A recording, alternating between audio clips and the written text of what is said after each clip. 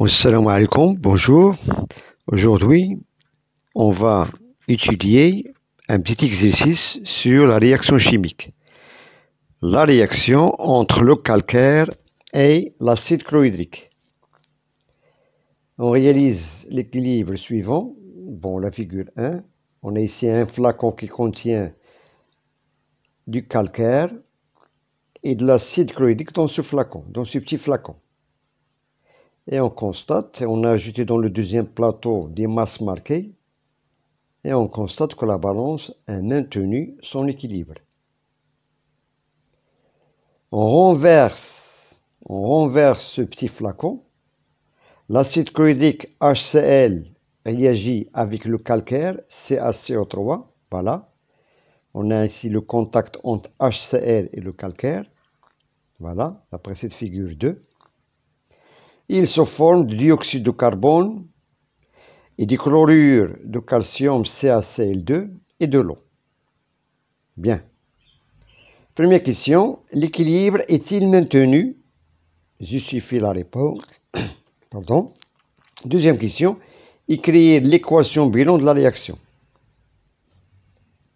Commençons par la première question. L'équilibre est-il maintenu?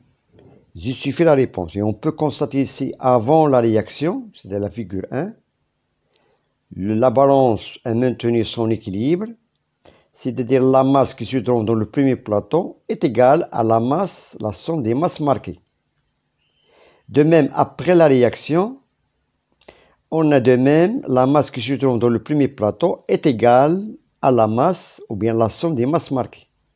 Cela veut dire que l'équilibre a été maintenu avant et après la réaction.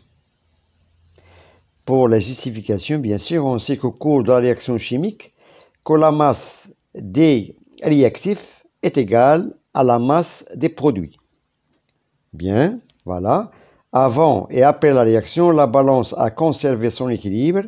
Cela veut dire que la masse des réactifs est égale à la masse des produits. Bien. Passons maintenant à la deuxième question. Écrire l'équation bilan de la réaction. L'équation bilan de la réaction.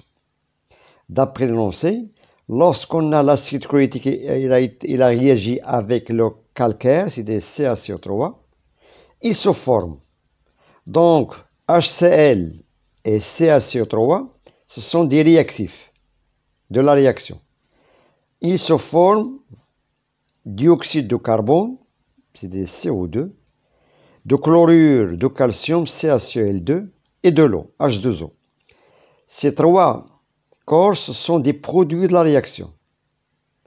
Donc, l'équation bilan de la réaction, ça s'écrit sous la forme HCl plus CaCO3. Il se forme de dioxyde de carbone, CO2, plus le CaCl2, plus l'eau. Donc, ces trois composés ou bien trois corps, ce sont des produits de la réaction. Et les deux, HCl et CaCO3, ce sont des réactifs. Donc, pour que l'équation de la réaction obéisse les lois de la réaction chimique, on doit équilibrer, bien sûr, cette équation. Et on peut constater dans le premier membre, on a un seul atome d'hydrogène. Par contre, dans le deuxième membre, on a deux atomes d'hydrogène dans la molécule d'eau. De même, on a ici dans le premier membre, on a un seul atome de Cl, du chlore. Par contre, dans le deuxième membre, on a deux atomes du chlore, dans le chlorure de calcium.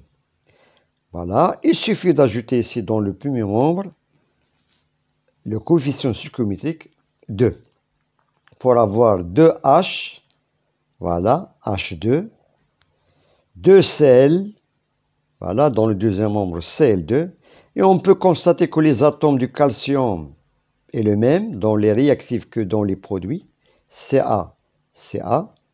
De même, l'atome du carbone dans le réactif C, dans les produits, il y a un seul atome de carbone. Dans les réactifs, on a ici 3 atomes d'oxygène. De même, dans les produits, on a 2 atomes d'oxygène plus un seul atome dans la molécule d'eau. Donc, l'équation est équilibrée. Donc, on a répondu aux questions de cet exercice. Voilà. Je vous remercie, bon courage et à très bientôt.